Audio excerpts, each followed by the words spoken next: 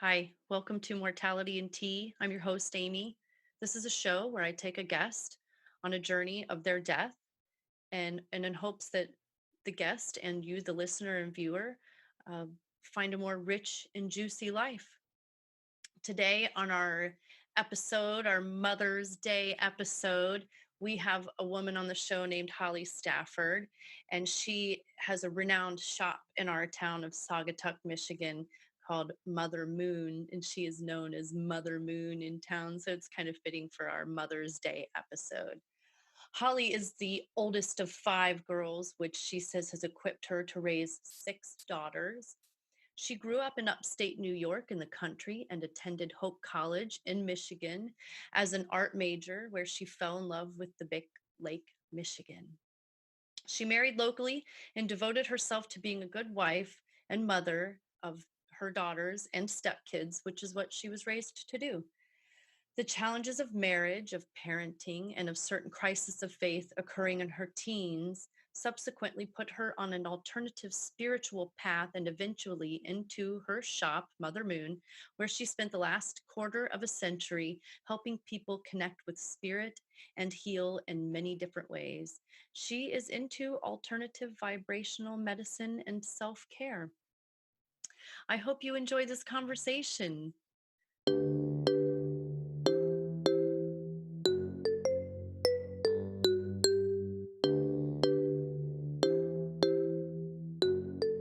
Mortality and Tea with Amy.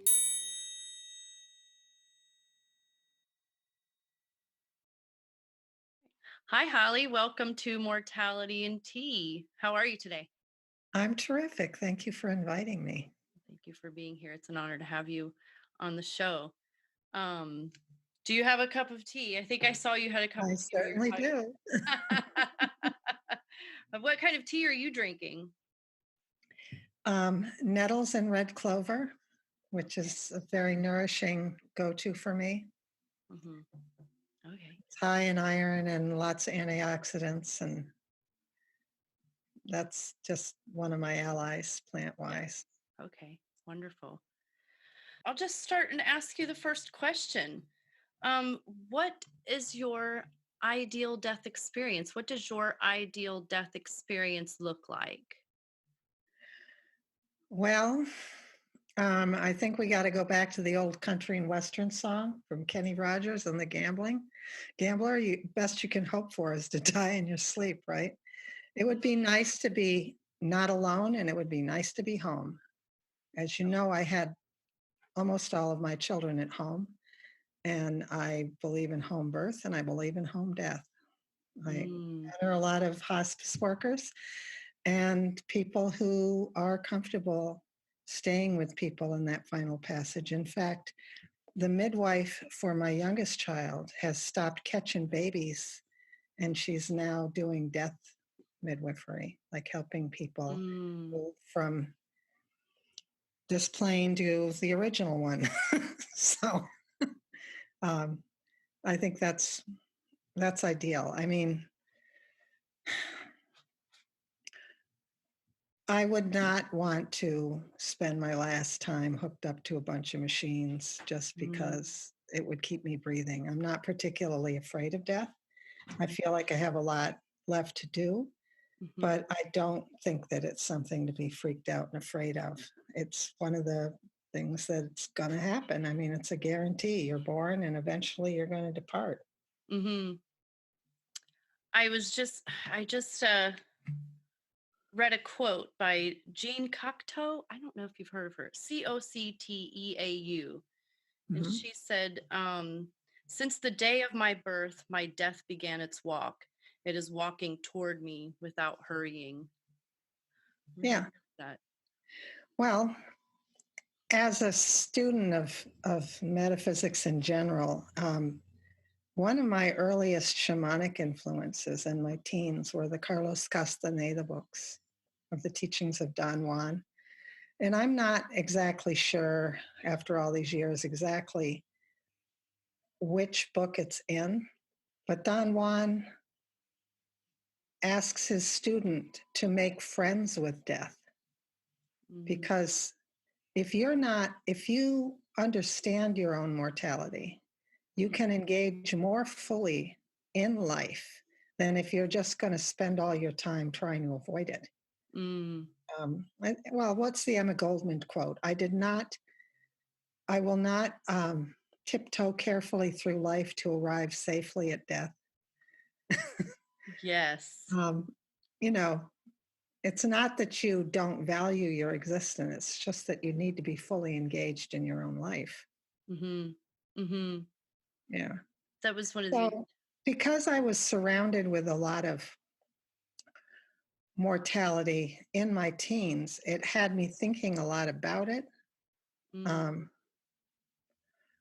my mother was diagnosed with breast cancer when I was 11 and a half, and she passed away shortly after my 17th birthday. So believe me, spent a lot of time in my teens thinking about death because I was living mm, with mm, it. And I decided that I didn't really have a typical teenager's sense of my own immortality.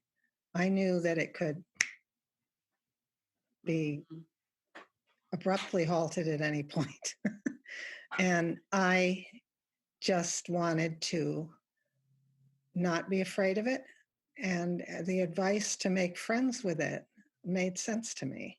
mhm, So, I mean, it's one thing to be physically careful and respectful of your life and to take good care of the vessel. It's another thing to be so concerned that you don't take the actions you need to take a few risks. Don't sweat the small stuff, but don't be afraid to engage in the big stuff because we're here to learn things. mhm, mhm. Hmm. It was one of the intentions I had with starting this show was having a richer, fuller life, a more juicy life by making friends with your death. Um, Hmm. Yeah, yeah, it's been a gift for me yeah. exploring my own mortality. So, thank you for that. W- Um, so so your ideal death, would that be, let's see here for clarity, would that be to sleep, but you want to be at home? But do you want to be die in your sleep? Well, nobody wants to be in pain and agony, Sure. but it would be nice if it wasn't drawn out. I Mm-hmm. didn't see my mother for weeks after her last hospitalization. Mm, That was not healthy for any of the children in that family. mm, Nobody got to say goodbye. Um, mm, some of us, we all handle it a little differently, but for me, um, it would have been helpful to say goodbye. mm, It would have been helpful in my family if people had believed that she was going to die. But we had some very optimistic people who were holding out for a last minute miracle healing of some sort. mm. I was walking around filled with teenage cynicism and angst. Yeah, yeah. Anywho, um, yeah, you want to be by the people that you love. I don't want to traumatize anybody. Mhm, Um, and I have been honored on occasion to be with someone who was passing or preparing to pass. mhm, And it really is a very beautiful passage mm, for people. I mean, people can get really beautiful when they're ready to go. And you can sit there and you can hold their hand, and it can be, it's cathartic for them and for you to let the tears go, let the feelings flow, let the energy be exchanged. mhm, And now my grandfather had a really good death. I like this one a lot because he was in his 90s, still had most of his marbles, and he was still living independently, more or less. He had some family support. He and his two surviving adult children and one grandchild that they were very close to, went up into the Adirondacks to close up the summer camp at the end of the summer. It was the very, very beginning of September. And they went up on a beautiful fall day and they had a splendid day putting everything away. You know, you put the furniture certain places and you're getting ready to turn off the water and, winterize and lock it all up. And they took a nice walk down to the lake and they ate a nice meal out on the porch. It was pretty warm. And then they went to bed, preparing to drive back down out of the mountains in the morning and go home. And in the night, he had a massive heart attack and he was dead before anybody could do anything. Mm, That's like perfect. mm, A life well lived. And mm, he didn't end up having to be, manipulated at the end. mm-hmm. So that's a good death. Yes. So you value even I heard you say you don't want to be connected things. You don't want to be manipulated. So for you to have that nice Hmm. quiet the right word, quiet passing, but Yeah, with okay. with some dignity. Yeah, I'm definitely. not the most dignified person in the world, and I'm not like, I'm not particularly ashamed of anything physically, but that's private. Mhm. That's private. Mhm. Would you It's want kind any certain smells in the room or well, I guess that would be well, well, I'll say for my granddad, mhm. one of his favorite things, and this was as an executive in the business world, he would come home, get in crappy old clothes, and go out and split wood. He absolutely loved to work up a wood pile and he loved a wood fire. And so in October, in the cottage that had no heat except a pot-bellied stove, I'm Mhm. sure the scent of wood smoke was in the air.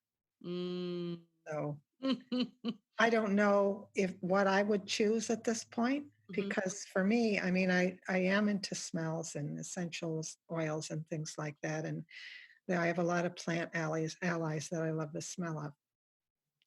But I don't think that this is something that you can go into with a master plan. Right. Because it's going to depend on that moment Mhm. and who else is there. Mhm. I mean, love the idea of burning sage, but I occasionally get somebody around that can't stand that. So, Yeah. Yes. yeah, Okay. Okay. yeah. After you've had your final breath and your body is there anything in particular you would want done with your body in this moment immediately after your death? Not your funeral, but Hmm. your body's laying there, whoever is around, or if there are people around, I suppose. I'm not sure it matters. Mm, It's not, the vessel at that point becomes rather unimportant. Um, mm, I am not opposed to donating the body to medical research, which is what my mother did. mhm, I know for some people, people I've been with, it was important to have a nice outfit and have somebody make you look good, but I mhm, don't really care about that. That's mm, not mhm. important to me. Okay. Um, so like immediately after you pass, would you want your family to come in and spend time with your body? If Or they wanted to, but I would never want to feel like I would never want any of them to feel like they had to do that mhm, if they were uncomfortable, because I know in some families where there's, a lot of, ritual and viewing and stuff, some people have been really freaked out by that. mhm, So I think it's healthy to see that vessel, mhm. but that would depend on what they want to do at that Okay. point. Right. In my trust, I have one kid in charge of the business aspects and one in charge of pulling the plug and all that kind of stuff. So they would just have to come to a consensus on that. And they all get along well enough that I'm not concerned about it. So it's not your vessel anymore. Or, is this No, accurate that it would be it would be about what they need or what they want. okay? Okay. Thank you for that. And they, I've written out enough stuff so they know which hoops I don't want. Like, Hmm. please don't make a big freaking deal out of this. Hmm. you know. What would be a big deal? Oh, a huge funeral, formal funeral, spending lots of money on that kind of thing. That's just baloney. Hmm. Hmm. Out of The, less, curiosity, what the would you? lessons, hopefully they've gotten most of the lessons, but the lessons are, our day to day life. Hmm. Um, Curiosity, what kind of funeral would you have? I'd prefer some sort of green burial. Mm-hmm. Hmm. There are places like for the I you. mean, Yeah. if it was up to me, I'd do a full-fledged pagan funeral, and there are such rituals. Um, but I've never forced my spiritual views on my kids, so they're going to have to just figure out what they're comfortable doing Mm-hmm. or not doing. Hmm. Which, which leads me to my next question, which is, what do you believe happens after you die? Your vessel is empty, but what are your beliefs around after death of the body? Well, for starters, I've always believed in reincarnation. I think that when we come in, we have a set of things we've agreed to work on, Mm-hmm. either qualities of humanness or lessons. Um, I had very distinct past life memories as a small child, and they cropped up pretty regularly. I felt like a lot of that deja vu was a warning system, if you will. Like, you're about to screw up. Think this through and don't do it that way again. Mm. You know? Mm-hmm. One of the hardest things to cope with for me was that I was quite sure that I was used to being a man. I was Mm. used to being in a male body. And Mm-hmm. I remember about the time I started school and I realized I was a girl. And I was so pissed because I was fully aware that I would not be having the amount of power I was accustomed to having, the Mm. type of power. And Right. I had a lot of discovery to do on other types of power than those that I had experienced in the last few incarnations. Mm. Also, parenting was a big thing because I had, I believe, not been a very engaged parent, which is a lot easier to do when you're male than when you're female. Mm. Mm-hmm.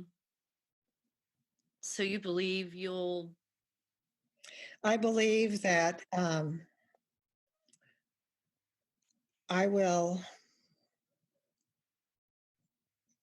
I think there's a few stages to moving from our mortal sphere into spirit. I think there's adjustments to make depending on the individual, Mm-hmm. but we will reintegrate and remember the things that we've forgotten from previous lives Mm. and figure out what's next. And that can take however time is measured in that other realm. Mm-hmm. Mm-hmm. I don't believe in clear cut heaven or hell. I actually think this is hell if we so choose to make it. Yeah. If we so choose to make it. Yeah. Okay. Yeah. Okay. Mm-hmm. And I mean, circumstances may be pretty hellish. I don't think this mortal sphere is, I think it's a trial. I don't think it's always that much of a gift. But there are lessons that I think we can only learn when we are enfleshed. If we could learn everything as pure spirit, we would. Mm. Mm. Mm-hmm. Yeah. And that's why I don't mind life being hard because that's what the lessons are for. Okay. Okay. Thank you for that. Um, what do you regret most not having done in your life? Well, saying goodbye to my mother was a big one. Mm, Um, and never getting to resolve stuff because you know how well you get along with your mommy when you're like 16 or 17 years old. And you never get to like ever say, "Oh my God, mama, I'm so sorry. I was such an idiot." You mhm, never get to say that.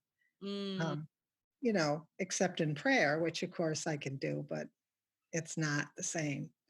Um, and I have a lot of regrets about that. She would have, if you only mother and you die before you're 40 and you never even get to have grandchildren, I mean, she really got ripped off mhm, mm, in terms of what life has to offer. But that was her trip, not mine. mm, Um, I don't regret getting married and having children, but there is a part of me that wishes I'd been a little bit more aggressive pursuing my art. It's never too late, but it's really hard to kick yourself in gear and get going when you haven't been doing it for a long time. mhm, You get lazy, mm, habit wise, mhm, visually, all of it. On the other hand, I love what I do and I feel like I'm doing what I should be doing. It doesn't feel wrong. It feels it's not always easy, but it feels right. So yeah. things have just worked out the way they need to work out anyway. What kind of art did you do? I'm a pretty good draftsman. I can paint. I'm not the colorist that some people are, but I'm not bad. Mhm, mhm. Okay. And is there a moment you most regret in your life having done? A single one? No, Mm, no. I mean, I've never been hesitant. I've never, well, actually, I was taught to apologize for freaking everything I did growing up. But I haven't been hesitant about telling people that when I think I'm wrong, when I think I screwed up, I'm mm, not hesitant about apologizing. mhm, It doesn't diminish me in any way to acknowledge that I made a mistake. mhm, Mistakes aren't mistakes unless you don't learn anything. mm. Right. Mhm. Suppose I'm there not are going to regrets to apologize to some of apologize. my older children for having other children that replaced them as the baby. Mm, you know, I'm sorry. That's just the way it worked out. I didn't go out of my way to do this, but it happened, and you just need to get over that you're not the baby. yeah. Sure. Sure. Maybe I wish I'd learned more about astrology sooner. It would have been very useful to know some of the things I later learned when my stepson was young, because Mm, I would have understood him better. mm, On the other hand, I didn't have children when I was 13, so mhm.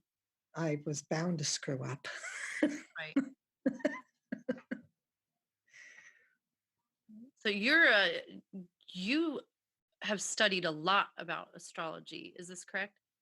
Yes, I started studying um, within a year of starting the shop, which was 28 years ago. Mhm. At first, it was just to have a better book selection, Mhm. but along the way, I began to study it, and I realized very rapidly that astrology would help me. It's a really good psychological tool Mm, to understanding people and especially your children mm, because it tells you what they're likely to be like what kind of emotional nature do they have, what style of learning are they likely to benefit from the most, so you can kind of have a heads up. um, it's like oh my goodness, the goddess sent directions. I should figure out how to follow them. Mm, So, I mean, it gave me a lot of insight into my husband, things that he did that were incomprehensible. Astrology explained to me. So then, oh, I can see where he's coming from because of this. so it's created a deeper understanding for you for Well, all of my favorite authors are Jungian analysts mhm, who, because they trained as formal psychologists in a Jungian tradition, because Jung paid attention to divination methods, astrology and tarot and all these divination methods he felt were means of tapping the collective unconscious. mm, And a really ethical psychiatrist who studied, or psychologist who has studied astrology, can cut years off of analysis by simply looking at the person's chart. They can sort of get an idea of what kind of work they're supposed to be doing. And not just, we're not talking about career, but emotionally, usually. mm, Um, and you can usually see what they're doing to avoid it. mm, And if you can figure out that avoidance, you can, the ethical psychologist can cut years off of the amount of time they're spending because they can cut right to the chase. mhm, You know, I mean, for instance, it felt very comfortable and natural for me to maybe a homemaker, to be mommy and to take care of a home and make the home like and comfortable and all of that. I wasn't burning to go out and have a career, mhm, but in my chart, it was absolutely necessary that I get out there and do that. mhm, mhm, And the energy ruling that career is Scorpio, which is mysticism and all the woo woo stuff, which is what I do. So, ah, but typically people will embrace that south node. Like I have a sister where it's the opposite. She's meant to be home, to work out of home and do things. She was the most high powered, big business woman for years. I mean, she had her children and went right back to work, and she was climbing that ladder with her master's in business and all of this stuff. But what she needed for her soul growth was to be home. mm, And it was hard. It was scary. It's always scary to go where you're supposed to go because mhm, the South Node is what you've done in past incarnations. So mhm, you know how to do it. It feels totally wonderful and comfortable. mhm, Um, it's scary to go where you haven't been before. mhm, mhm, which could be death. Scary to go where you haven't been before. Um, so you mentioned your shop. So just for the people listening or watching, your shop is called Mother Moon, and it's um tell me a bit about your shop. Um, well, I carry what I would call vibrational tools for a spiritual journey. I have a lot of books because I love books, but Mhm. it's crystals and it's essential oils and I have Tibetan singing bowls and flower essences and herbs and um, other things that you would use to shift your awareness. Mhm.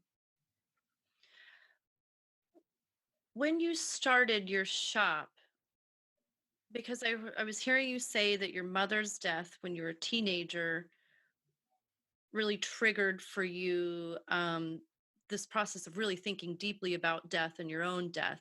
Was the Mhm. shop, did that have any, I guess that, no, there's no, Not really. I hate to say this, but I was a really natural okay. witch.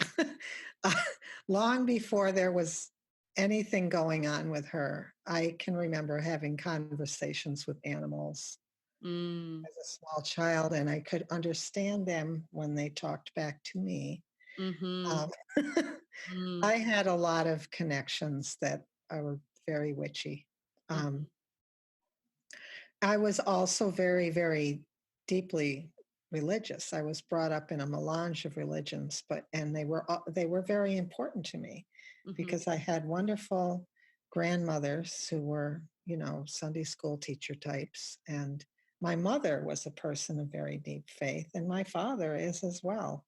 Mm. Um, but have not, I tried very hard in many, many, many different churches, and I could not get organized religion to work for me. Mm. I need that earth connection. I can remember asking in, Baptist Youth Fellowship why I felt closer to divine energy when I was out in a field or in the woods than I did when I was in church. And I never really got a very good answer for that. Mm. Mm. I also have this woman's body, and I feel that that institution doesn't really serve women all that well. Yes. Yes. But thank you for that. Okay. Um, I don't have any other questions. I'm really enjoying this conversation and I could talk to you all day. Is there anything you would like to add? Well, I mean, for my perspective as a pagan person, it's all about this circle. There's a wheel of the year and there's a wheel of life. Mhm. It's there's no beginning and no ending, and it's all connected. Mhm. Um, and it goes around, and that's as it should be. Mhm. I just we have to have an understanding of our own mortality in order to really appreciate life. Mm. It's not something to fear. And this is the benefit of stepping away from some of these fear-based systems, is that if you really get into, you know, people of deep faith, this idea that there's this absolute punishment or absolute reward is ridiculous, because we don't live our lives in absolutes. Mm. We live our lives in various nuances where we're doing the best we can. And Mm. I really believe that of most people. We are trying. Mm. And I think you should get points for that. Mm. Yes. Like aging, gray hair, my wisdom highlights, they rule. I earned every one. I learned a lot from this conversation. I hope you did too. And again, I hope that these conversations bring you, as the listener and the viewer, towards a more rich and juicy life. Thank you for joining us. Goodbye.